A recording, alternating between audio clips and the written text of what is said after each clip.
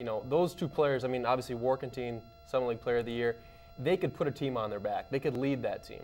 And we don't have that this year. You know, he said Roder, I mean, unfortunately she's not doing that. And we're not getting very good guard play. I mean, point guard play. I mean, just it seemed like Michelson's, you know, coming back from the injury. She was sick there. You know, and last year she was obviously playing a lot better. You had Allison Anderson. It's just we're not getting the guard play, but I agree. It's the leadership role that we're lacking too. Yeah, like with what Blake said, you know, I think that along with injuries and things like that, you know, people expected Roder to be the one person that, you know, this was going to be, we're going to get our points here. And if for whatever reason she doesn't get her points, they don't really have anyone else that can consistently step up. So I think they're missing that. You know, I don't know, maybe they lost some confidence losing a lot of those non-conference games. You know, I think that's the million-dollar question though. What's really going on this year? Yes or no? Will the Jackrabbit women regain their form? Not necessarily this year, but come back strong next year or the year after, or is this a sign of things to come? I think they're better than their record will be. You know what, they're 7-10 now, 8-10. They'll get things back going here in the next couple of years. Yeah. Yeah, I agree. I think, you know, do I think they'll be like a couple years ago? That's really tough to say, but I do think that things are going to get better than they are right now. Yeah, I think it's just a one-year setback. Here's a question I pose to the group. Okay. Right now, do they win the Summer League tournament? I mean, you hate to bet against your own school, but I would have to say no. I mean, Oral Roberts is really They're the good. Oakland of the women's side. They are. They're really good. Yes. I can't see them. I can't see them winning. Yeah, no. I agree with. I don't see it. I just either, said unfortunately. Looper. Yes. That's all I gotta say. Oral Roberts, I think this SDA, year. I will say this. I would say in the championship game. I'll say this about SDSU. They're not playing very well right now, but they are the only team that can beat Oral Roberts in the tournament. Yes. That's the only team that can beat them. Yeah. All right, let's just move on now to the grander scape of college basketball and look nationally. March Madness is only a couple of months away, which is great because it's one of the best tournaments, I believe. The best. Okay, you could say the best. I might say that too, but I don't want to keep. I want to keep my opinion out of this for the most part. No. We have 4 unbeatens left: Kansas, Ohio State, Syracuse, and San Diego State.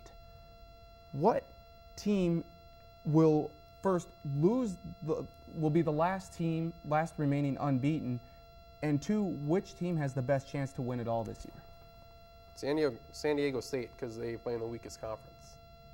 They will. You're saying the last remaining unbeaten. And between those 4 teams, I'll take Kansas. They were my team last year, and they disappointed. I think they disappointed everybody last year. They year. blew my bracket up and everybody else's. I'll leave for Oakmanesh. For Oakmanesh, did it well. Yes. Rock chalk for Oakmanesh. Right. Yes. So I'll take SDSU as the last unbeaten, but Kansas out of those 4 to make the deepest run into the tournament. So we have to pick one of the remaining 4 unbeatens to win it. Well, yes, there could be another team out there. Of but those just 4, of who those has the best 4, chance? I still think Duke's the strongest team. But no, I would agree. San Diego State, I mean, the competition level isn't there. So I think they'll be the longest remaining undefeated. The best shot, I like Ohio State. I think Jared Sullinger, that kid can play. They got a lot of good role players there with Diebler, Lighty, just some guys that know their roles a lot better. I'll take Ohio State. And they play in that weak Big Ten, so every. Wait a second. That's the second best conference in basketball. Okay. I'll also agree with these guys. San Diego State for obvious reasons to go undefeated the longest. And then not even really trying to play devil's advocate, but to keep things different, I'm going to go with Syracuse, just because I think they'll be very, very well battle tested going through the Big East. Always like Jim Boeheim in the 2-3 matchup zone, so I'm going to go with that. Big East is very difficult though to win and stay undefeated. And I will say this: you say San Diego State has the weakest conference, but the Mountain West is actually rating better than the ACC right now, which only has 1 team in the top 25. So that is something to think about. Because Carolina's down, and besides Duke, Virginia Tech has been a disappointment. Maryland, Georgia Tech, they're off their game, so yeah. Miami, it's definitely interesting to look at the college basketball landscape right now, but it'll change over the next 2 months. Tournament time's coming up. We're going to have a big show for the tournament. Yes. A big show. The draft show and the NFL draft and the March Madness show. Speaking of the NFL draft, when we come back, We have our own sort of Mel Kiper Jr. over here. Blake Day, he likes the draft. He has his board, I think, already, right? It's in flux. All right. With the juniors coming in, but. All right, well, it's mostly working out the kinks. Well, we are going to come back, wrap up the college football season, the bowl season, and look ahead to a couple of players that declared for the draft, including Cam Newton and Nick Fairley from Auburn. Where does Blake see those guys? And we'll be back. You're watching the Sports Lounge.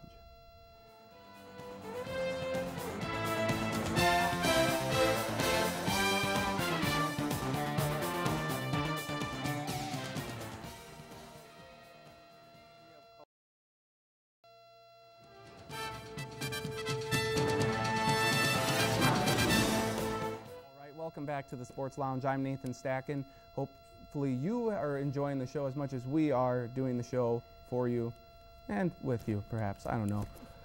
But regardless, we are going to move on now to college football season. The bowl game wrapped up. Auburn is your national champions after having defeated Oregon 22-19 in the Tostitos BCS national championship game last Monday.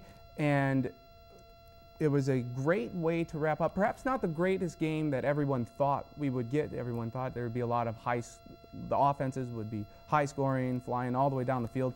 I don't think anyone thought that there would be only 41 combined points scored here, but as I turn to the panel here, just looking at the entire college football season, what did you take away from it? Defense beats good offense. Really?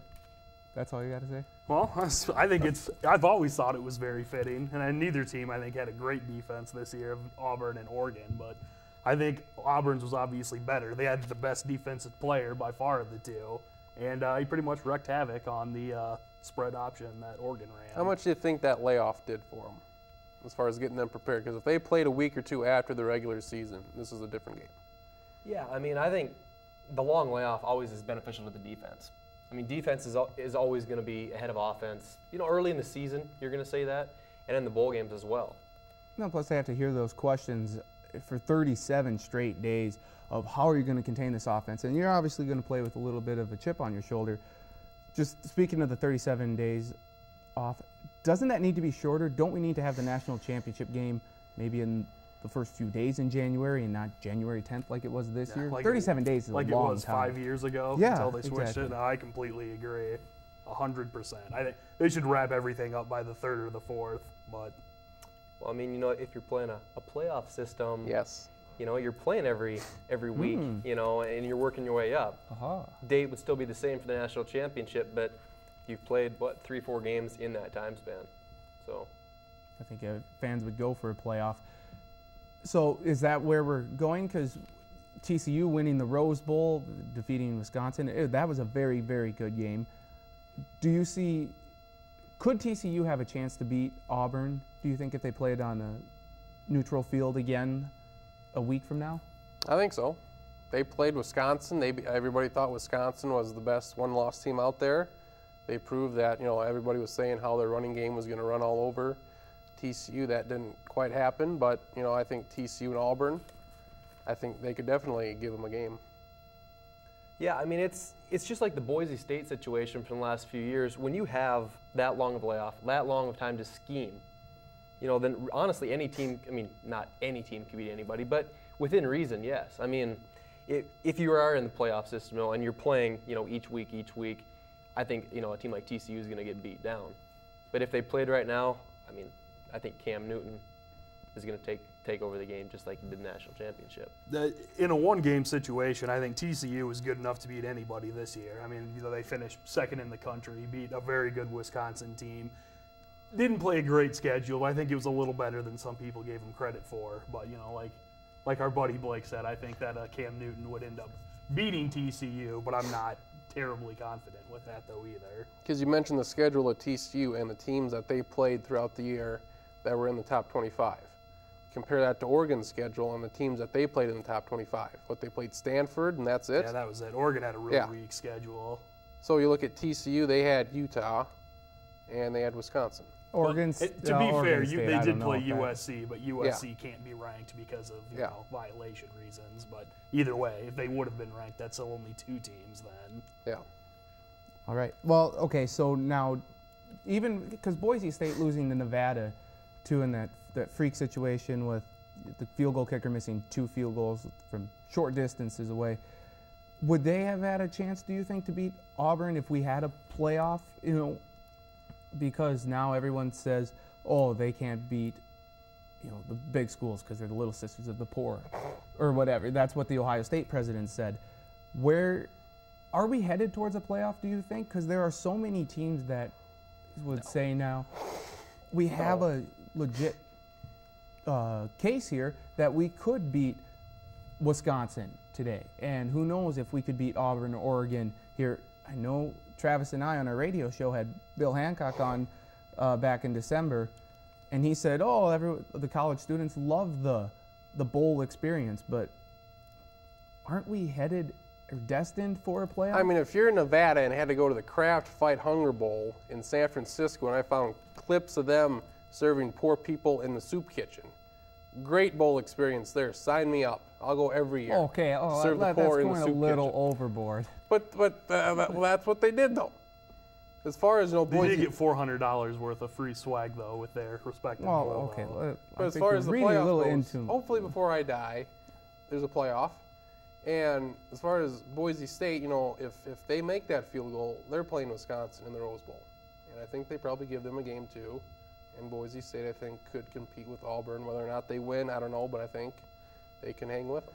The one great thing about having the BCS system is that we can always have a candid discussion about whether or not college football needs a playoff and who could beat who. So if there's one good thing to the BCS, that's what it is. Quick question. Yes. Blake, Charlie, best bowl game you saw? Well, you know, I really liked that Wisconsin TCU game, to be honest. It was just 2 good teams, a good physical football game. That was my favorite one to watch. I think that was my favorite, and it was a good game, and it was also a big, you know, great game too. Like, you know, Syracuse and Kansas State was a good game, but you know, they're not as high, you know, not as good of teams. Kind of loses a little bit of its luster, but when it's the Rose Bowl and it's a great game on New Year's Day, you know, coming down to a 2-point conversion, I thought that was my favorite. Although I did also really enjoy the Arkansas comeback that the guy forgot to scoop when he scored, and they ended up losing because of it. We have 3 months until the draft, but a couple of bigger name juniors have declared for the draft. Not Andrew Luck from Stanford, who everyone said was would be the number 1 overall pick in this year's draft by the Carolina Panthers. But Cam Newton, quarterback from Auburn, is declared for the draft, as is defensive tackle Nick Fairley. So, Blake, you are our resident draft expert, our Mel Kiper Jr., as I have dubbed you. Where do you see these guys? Nick Fairley, he's a top 3 pick, in my opinion. I think he honestly could go first overall to Carolina.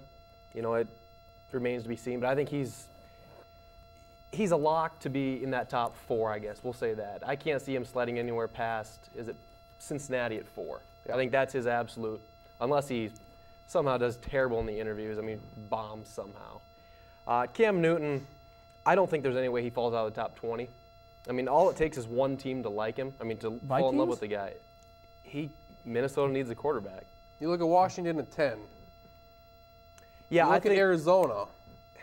You look at Tennessee. You got a couple teams that could use a guy. Yeah. I think Blaine Gabbert's probably your top quarterback taken. I really don't. I'll be shocked if Cam Newton's a top 10 pick. But, I mean, somebody will roll the dice, and he's going to be in that, 10 to 20 range. That's where I see him going.